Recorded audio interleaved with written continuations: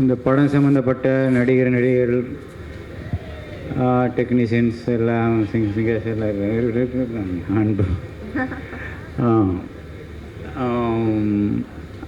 அவங்கள பற்றி திரும்ப பேச ஆரம்பித்தா அவங்களுக்கே போர் அடிச்சிடும் இப்போ. ஏன்னா அந்தளவுக்கு எல்லோரும் பாராட்டிட்டாங்க. தனியாக இப்போ போர் அடிக்க திரும்ப நானும் சேர்ந்து போர் அடிக்க விரும்பலை. நான் படம் பார்த்து முடித்த உடனே மாரி செல்வராஜ் ராம் பக்கத்தில் தான் இருந்தான்.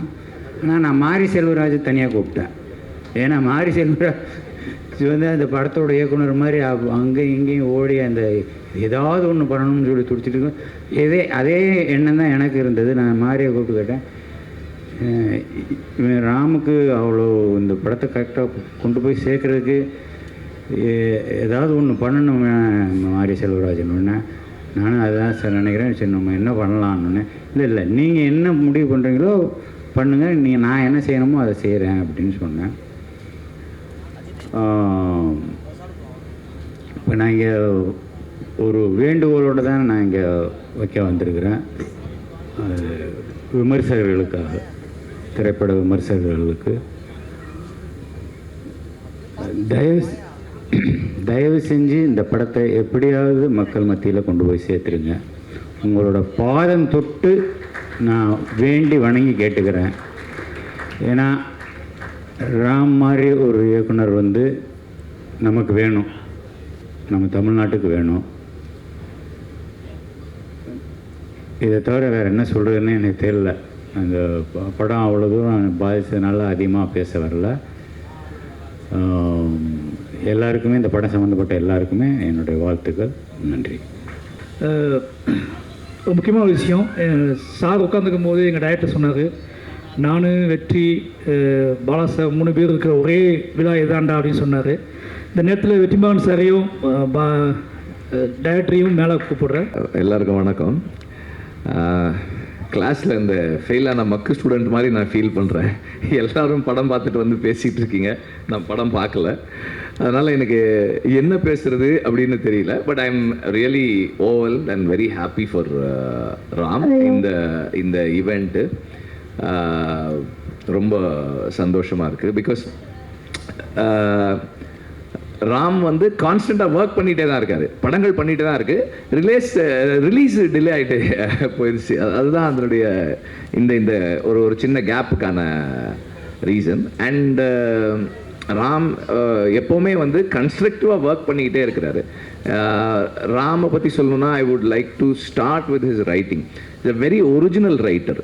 நீங்கள் வந்து ஒரு conventional script format, screen play format, ஒரு act 1, act 2, act 3, what ever, ஒரு ஒரு ஒரு ஒரு ப்ரொட்டாகனிஸ்ட் அல்லது ஒரு ஹீரோ இப்படி இருக்கணும், இந்த கேரக்டர் இப்படி இருக்கணும், ஒரு you need an antagonist to finish a film, அப்படி வெவ்வேறு விஷயங்கள் நம்ம யோசித்து எல்லாரும் வந்து ஒரு மாதிரி க்யூரேட் பண்ணுறோம். ரைட்டிங்கை வந்து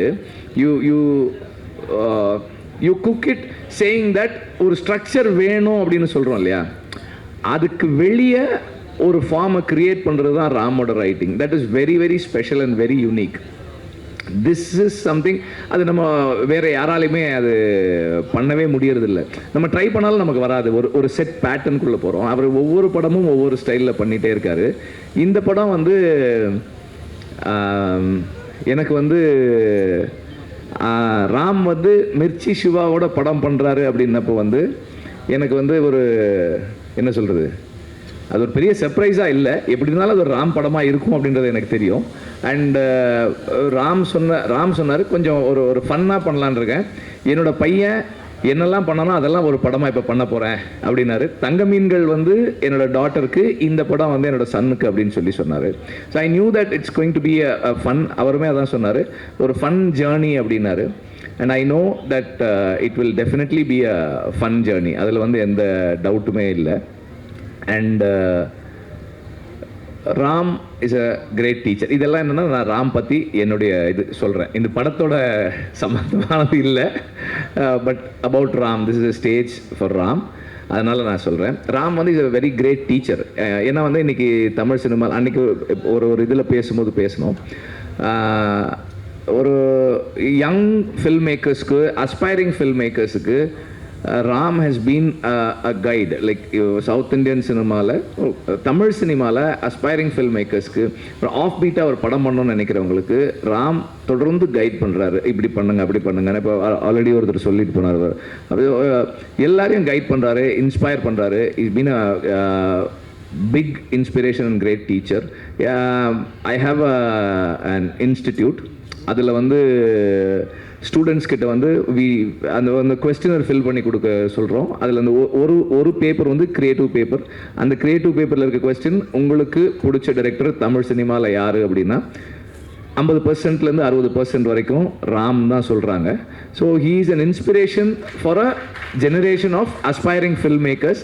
ஸோ அந்த அளவுக்கு அவருடைய படங்கள் தாக்கத்தை ஏற்படுத்தி இருக்கு. இந்த படமும் அதுபோல் ஒரு தாக்கத்தை ஏற்படுத்தும் நான் நம்புகிறேன். நன்றி. அண்ட் இந்த ஃபோட்டோகிராஃபுக்கு இந்த ஈவெண்ட்டுக்கு நன்றி, மாரிக்கும் நன்றி. ஏன்னா வந்து பாலுமகேந்திர சாருடைய அசிஸ்டன்ஸு நாங்கள் பொதுவாக அப்படி ஒன்றா சேர்றதுக்கான சந்தர்ப்பங்கள் இப்போ ரொம்ப குறைஞ்சிருச்சு சார் இல்லாத நேரத்தில். இந்த ஸ்டேஜ் இது ரொம்ப ஸ்பெஷல். ஏன்னா அவர் பாலா சார் வந்து அடிக்கடி வரமாட்டார், நாங்கள் எல்லாம் இருக்கிற இடங்கள்ல அவரோட இது இருக்க மாட்டார். இந்த இடம், இந்த ஸ்டேஜ் இஸ் ஆமாம் ஒரு special stage. Thank you for this. Thank you very much.